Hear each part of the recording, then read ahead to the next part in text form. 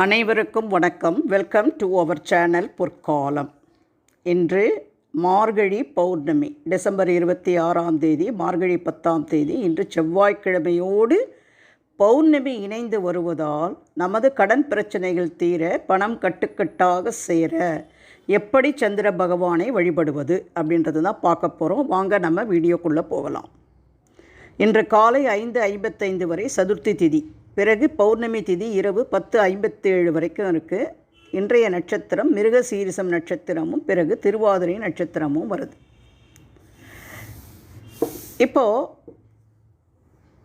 மனமது செம்மையானால் மந்திரம் ஜபிக்க வேண்டாம் என்ற முதுமொழிப்படி பார்த்தோம்னா, இந்த முதுமொழி நம்ம எல்லாருக்குமே தெரிஞ்சது தான்.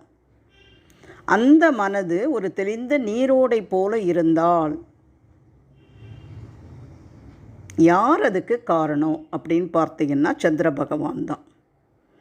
நிறைய பேர் இன்றைக்கி எனக்கு மனசே சரியில்லைன்னு சொல்கிறதும், அப்பா இன்றைக்கி தான் என் மனசு லேசாச்சு அப்படின்னு சொல்கிறவங்களையும் நம்ம பார்த்துருக்குறோம்.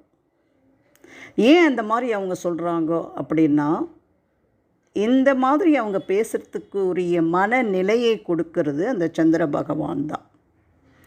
அதனால் நமக்கு தெளிவான மனது வேணும், எந்த பிரச்சனைகளுக்கும் நம்ம தெளிவான முடிவுகளை எடுக்கணும் அப்படின்னா மனோகாரகனான சந்திர பகவானை வழிபடணும். இன்றைக்கி மார்கழி பௌர்ணமி அப்படின்னாலே சந்திர பகவான் பூமிக்கு மிக அருகில் நமக்கு ஒளியையும் அமைதி சந்தோஷத்தையும் கொடுக்கக்கூடிய ஒரு நாள். இந்த சமயத்தில் பிரபஞ்சத்தில் நேர்மறை ஆற்றல் நிறைந்திருக்கக்கூடிய இந்த நாளில் நம்ம சந்திர பகவானை வழிபட்டோம்னா நாம் வளமான வாழ்க்கையை வாழ முடியும். அவரை எப்படி வழிபடலாம் அப்படின்னு பார்க்கலாம். நம்ம மனசில் என்ன நினைக்கிறோமோ அது நிறைவேற்றக்கூடிய ஆற்றல் அவருக்கு உண்டு.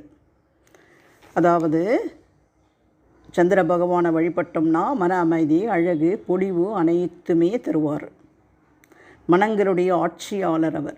சந்திர கிரகத்தின் அதிபதி சோமா என்றும் அழைக்கப்படுகிறார். சந்திர பகவானை அவருக்குரிய சந்திர மந்திரங்களை சொல்லி நம்ம வழிபட்டோம்னா, அந்த மந்திரத்தை திருப்பி திருப்பி நம்ம ஓதும்போது சந்திரனின் தெய்வமான சந்திர பகவானுடன் ஆன்மீக ரீதியாக நம்ம தொடர்பு கொள்ளக்கூடிய பாக்கியம் நமக்கு கிடைக்கும். அவை அடிக்கடி கூறப்படும் பொழுது ஒருவரின் வாழ்க்கையை வளமானதாகவும் மகிழ்ச்சியாகவும் அவரால் மாற்ற முடியும். இப்போது சந்திர பகவானை எப்படி வழிபடுறதுன்னு பார்க்கலாம். இன்று மாலை 6 மணியிலிருந்து இரவு 11 மணிக்குள்ளே இந்த குறிப்பிட்ட தீபத்தை நம்ம ஏற்றி அவரை வழிபடணும். அதாவது இந்த ஒரு தீப வழிபாடு இன்று மாலை 6 மணிக்கு மேல் இரவு 11 மணிக்குள்ளே உங்கள் வசதிப்படி நீங்கள் செஞ்சுக்கலாம். இந்த வழிபாட்டுக்கு ஒரு சிறிய தாம்பால தட்டில் எடுத்துக்கோங்க. அதில் கொஞ்சம் பச்சரிசி, இது சந்திர பகவானுக்கே உரிய ஒரு பொருள், ஒரு தானியம்.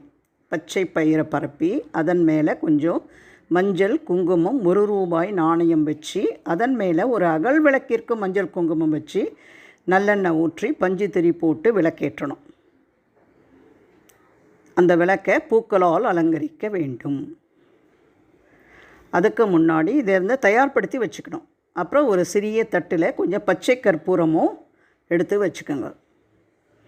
என்ன பண்ணணும், பூஜை அறையில் ஒரு 6 மணி போல் நீங்கள் எப்பொழுது போல் விளக்கேற்றுற மாதிரி விளக்கேற்றி உங்கள் விநாயகர், குலதெய்வம், சத்தியநாராயணன், சிவபெருமான், விஷ்ணு பகவான் இவங்களுக்கெல்லாம் முதல்ல நீங்கள் வணங்கிட்டு, சந்திர பகவானையும் நினச்சி வணங்கிட்டு, இந்த தட்டில் இருக்கக்கூடிய தீபத்தையும் அப்புறம் இந்த தட்டில் இன்னொரு சின்ன தட்டில் இருக்கக்கூடிய பச்சை கற்பூரத்தையும் எடுத்துக்கிட்டு, உங்கள் வீட்டில் எங்கே நின்றுட்டு இருந்தோம்னா நீங்கள் முழு சந்திரனை நீங்கள் நல்லா பார்க்க முடியும் அப்படின்ற இடத்த தேர்ந்தெடுத்து வச்சுக்கோங்க. அது மொட்டை மாடியாக இருக்கலாம், வீட்டினுடைய பால்கனியாக இருக்கலாம், கொல்லைப்புறமாக இருக்கலாம், எது வேணாலும் தெரியல. உங்கள் வீட்டு வசதிப்படி சந்திரனை எங்கே நன்றாக நின்று கொண்டு நீங்கள் பார்க்க முடியுமோ அந்த இடத்துல இதை எடுத்துகிட்டு போய் வச்சுக்கிட்டு தீபத்தை ஏற்றி சந்திர பகவானை நோக்கி அந்த தீபத்தை ஏற்றி நீங்கள் சந்திர பகவானை நினைத்து வழிபடணும். அப்போ கூற வேண்டிய மந்திரம் என்னென்னா, சந்திர பகவானுடைய சக்தி வாய்ந்த காயத்ரி மந்திரம். ஓம் பத்மத்வஜாய வித்மகே ஹேமரூபாய தீமகி தன்னோ சந்திர பிரசோத்தயாத். ஓம் பத்மத்வஜாய வித்மகே ஹேமரூபாய தீமகி தன்னோ சந்திர பிரசோத்தயாத். இந்த காயத்ரி மந்திரத்தை உங்களால் முடிஞ்சால் 11 முறை, 21 முறை, இல்லைன்னா 108 முறையும் உச்சரித்து சந்திர பகவானை முழுமனதோடு வணங்கணும். இந்த மந்திரத்தினுடைய பொருள் என்னென்னா, தாமரை கொடியை ஏந்திய சந்திரன் முன் நான் மண்டியிடுகிறேன். அவர் திகைப்பூட்டும் தங்க நிறத்துடன் ஜொலிக்கிறார். சந்திரதேவா, என் மனதை தெளிவுபடுத்தி என் பாதையை ஒளிரச் செய்வாயாக அப்படின்னுட்டு நீங்கள் மனப்பூர்வமாகவும் முழு நம்பிக்கையோடு சந்திர பகவானை வணங்கி உங்களுடைய வேண்டுதல் என்ன நிறைவேறணும் அப்படின்னு நினைக்கிறீங்களோ அந்த வேண்டுதலை அவர்கிட்ட நிறைவேற்றி கொள்ளணும்.